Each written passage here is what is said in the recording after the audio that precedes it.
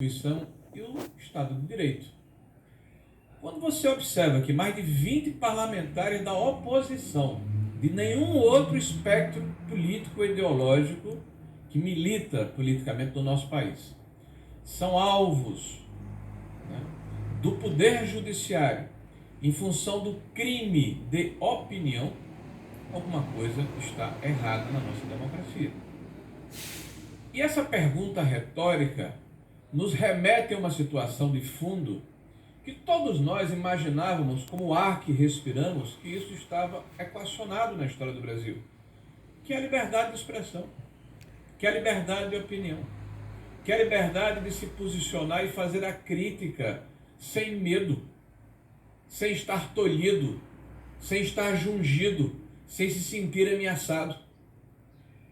Se essa liberdade está sendo retirada dos cidadãos brasileiros sob o manto da proteção à Constituição e ao establishment, é evidente que essa democracia precisa ser fortalecida com o restabelecimento da normalidade democrática, porque não se admite que a democracia seja rasgada, vejam, senhores, em nome da democracia. Que o Estado de Direito seja ultrapassado, imaginem só, em nome do Estado de Direito. Que os direitos individuais sejam relativizados e deixados de lado em função de excepcionalidades que perduram ao longo do tempo indefinidamente, sem que tenhamos uma luz no final do túnel. Quando o Felipe falou aqui de 1000 anos, essa é a impressão que nós temos, né, de uma noite sem fim, né? Mas não são 1000 anos, Felipe, são quase 2000 dias. São mais de 5 anos em que se estabeleceu nesse país o inquérito inquisitorial, porque não se levou em consideração a questão da impessoalidade, houve uma escolha específica de um juiz.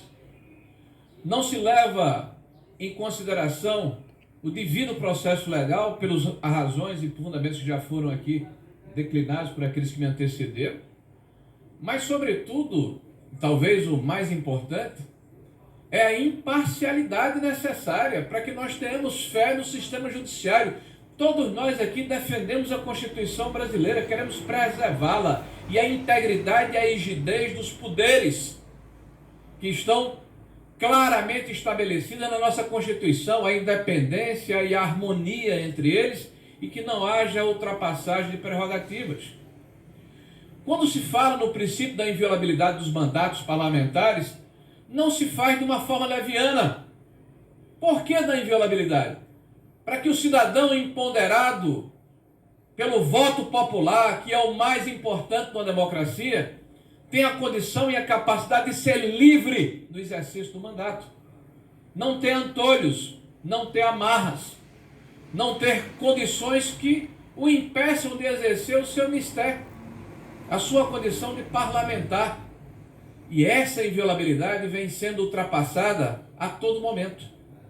E olhem que o grande embate que nós estamos debruçados e delineados, e está se delineando nesse momento, é do controle da informação por aqueles que querem colocar um viés ou uma visão de um espectro ideológico sobre o conjunto da sociedade, ou seja, a distopia de George Orwell passa a ser realidade no Brasil. O grande irmão, o Ministério da Verdade, aqueles que se acham dono da vontade da população, que querem de forma, talvez eugenista até, fazer uma depuração no espectro político e permitir apenas aqueles que eles acham confortável de conviverem. Aqueles que não criticam, aqueles que não se posicionam, aqueles que não apontam os erros, aqueles que não querem aperfeiçoar, eventualmente, o sistema que está distorcido. Então, momento grave que o país passa. Mas mais grave ainda é se calar. O pior pecado é a omissão. E aqui reitero o que disse no início da minha fala, minha solidariedade aos meus pares, parlamentares de todo o Brasil, empoderados e fortalecidos pelo voto popular. Esse é um mandato outorgado pela população brasileira. Essa é a essência da democracia. E o direito de, representando o povo, expor suas ideias, contraditar, porque nós estamos diante de uma situação em que muitos admitem a forma totalitária de sufocar a palavra, mesmo que usada injustamente. Mas nós não. Nós defendemos que quanto mais palavras, que quanto mais contraditório, que quanto mais discussão, que quanto mais posicionamentos opostos, maior liberdade para que a população possa fazer o seu juízo de valor, avaliando e se posicionando em função dos fatos. Não é possível que se mantenha um inquérito em sigilo quando vemos claramente que é um padrão. 20 parlamentares, e acredito que serão outros ainda, que nós conheceremos ao longo do tempo. Eu quero que fique claro para a população brasileira, quase 20 parlamentares da oposição sobre a égide de um inquérito inquisitorial. Chega, basta.